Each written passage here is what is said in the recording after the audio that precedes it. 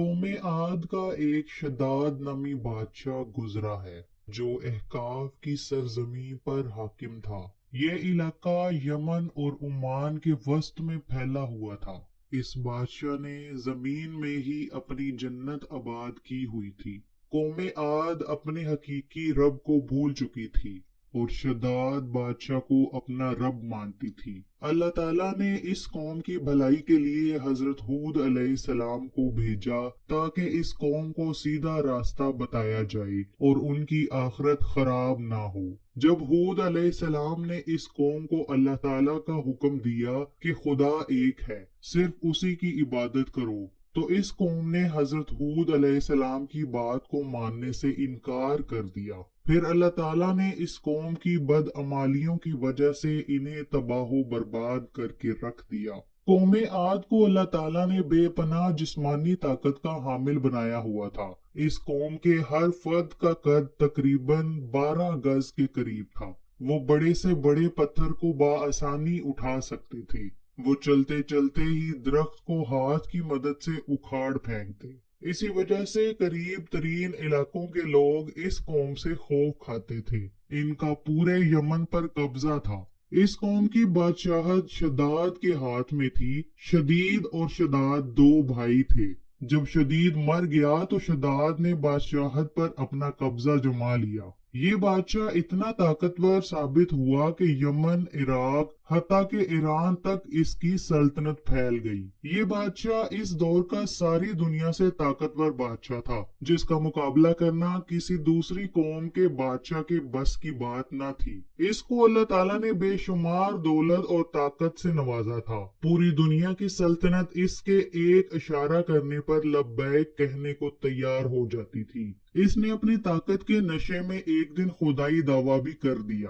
حضرت ہود علیہ السلام نے شداد کو سمجھانے کی بڑی کوشش کی کہ خدا صرف ایک ہے جو اس دنیا اور آخرت کا مالک ہے۔ شداد کے اندر غرور اور تکبر بے حد تھا۔ اس نے حضرت ہود علیہ السلام کی بات ماننے سے انکار کر دیا۔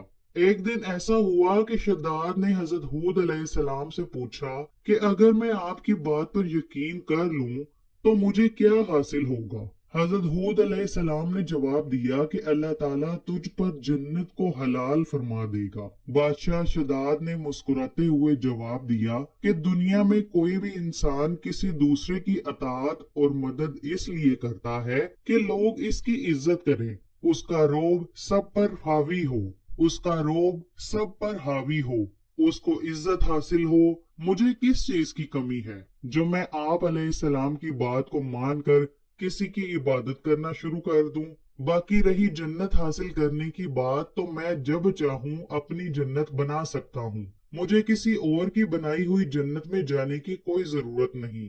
حضرت ہود علیہ السلام نے شداد کو شرک اور کفر کرنے سے روکنے کی بڑی کوشش کی، پر اس نے اپنی طاقت کا فائدہ اٹھاتے ہوئے اپنی سلطنت کے تمام نامی گرامی مماروں کو بلایا اور ان کو حکم دیا کہ احقاف میں ارم کے مقام ایک جنت کو تیار کرو۔ اس کو کم از کم 20 کوس تک پھیلا دو اور ساری دنیا کے بادشاہوں کو حکم دیا کہ سونے چاندی کی کانوں سے سونے اور چاندی کی اینٹوں کو ارم کے مقام پر پہنچا دو۔ دنیا کے سب حکمرانوں نے اس بادشاہ کے حکم کی تعمیل کرتے ہوئے سونے اور چاندی کی اینٹوں کو ارم کے مقام پر پہنچا دیا۔ اس لیے شداد کی جنت کو ارم بھی کہا جاتا ہے۔ شداد نے حکم دیا کہ میری جنت کی بنیادوں کو اتنا کھودنا کہ نیچے سے پانی نکل آئے۔ اس کی بنیادوں کو سنگ سلیمانی سے پر کیا گیا تھا۔ جب بنیادیں بھر کر زمین تک آ گئیں تو سونے چاندی کی اینٹوں سے دیواریں بنائی گئیں۔ اس کی دیواروں کو بہت ہی بلند رکھا گیا تھا۔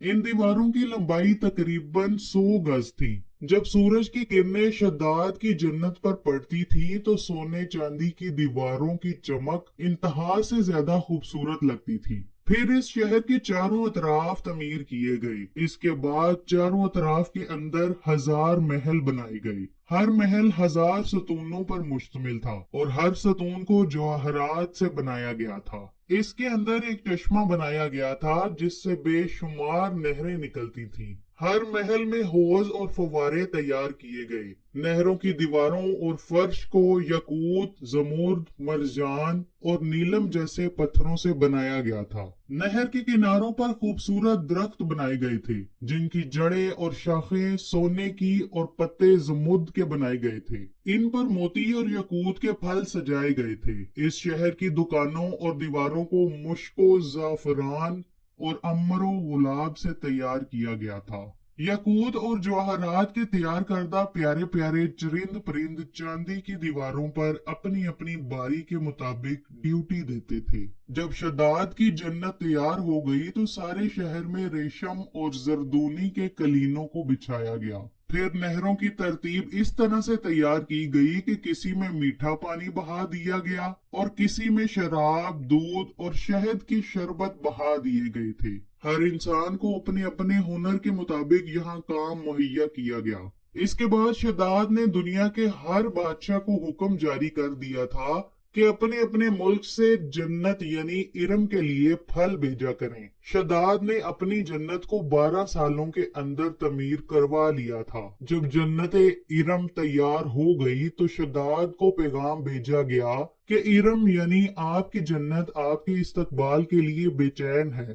شداد یہ خبر سن کر اپنے علماء کے ہمراہ حضرت ہود علیہ السلام اور حضرت ہود علیہ السلام کے دوستوں کا مذاق اڑاتا ہوا جنت میں پہنچ گیا۔ وہ جنت کے دروازے پر پہنچ کر بولا کہ حضرت ہود مجھے جنت کے بارے میں کہتے تھے کہ میرا رب تجھ کو جنت کا حقدار بنا دے گا۔ دیکھو میں ہی خدا ہوں، یہ دیکھو میری جنت، میری دولت اور طاقت۔ اس جنت میں صرف ان لوگوں کو ہی داخل ہونے دوں گا جو مجھے خدا مانیں گی۔ ارم میں رہنے والے لوگوں نے جب سنا کہ شداد جنت کے دروازے پر کھڑا ہے تو وہ سونے چاندی کے جواہرات لے کر شداد کے استقبال کے لیے کھڑے ہو گئے۔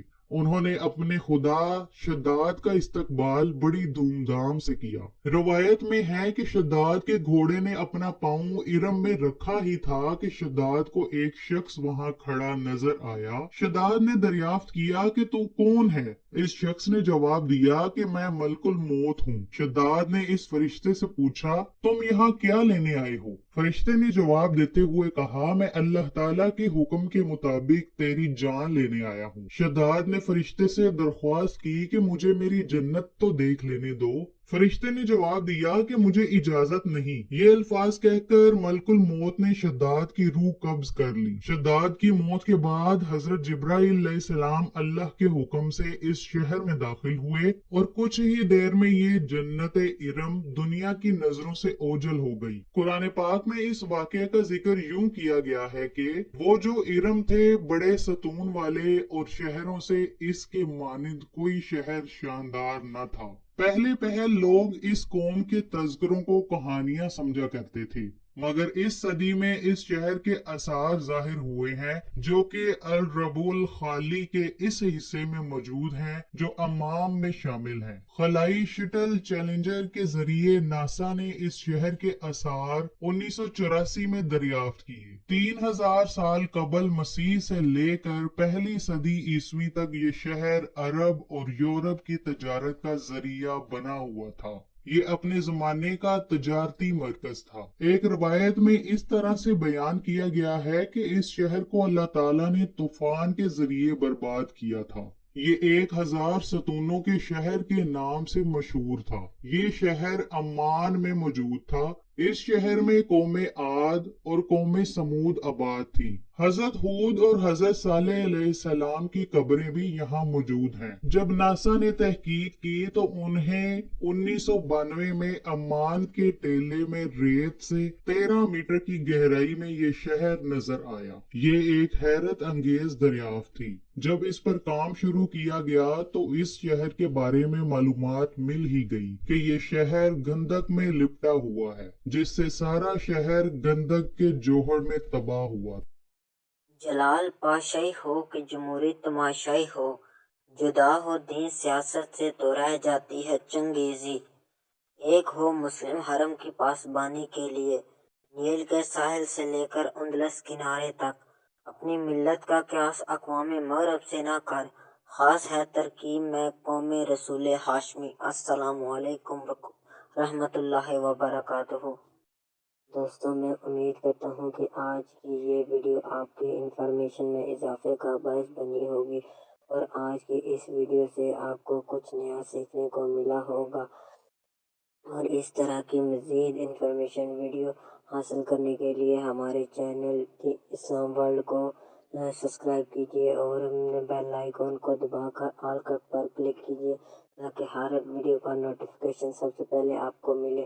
اور ہماری دعا ہے کہ اللہ تعالیٰ آپ کو ہمیشہ خوش رکھے، آباد رکھے اور ہر طرح کی مشکلات سے نکلنے کا راستہ پیدا کرے، اور اللہ تعالیٰ ہر طرح کی نعمتیں آپ پر نچھاور کرے۔ اللہ تعالیٰ آپ کو ہر طرح کی تنگی تکلیف اور پریشانی اور مصیبت سے بچائے، آمین۔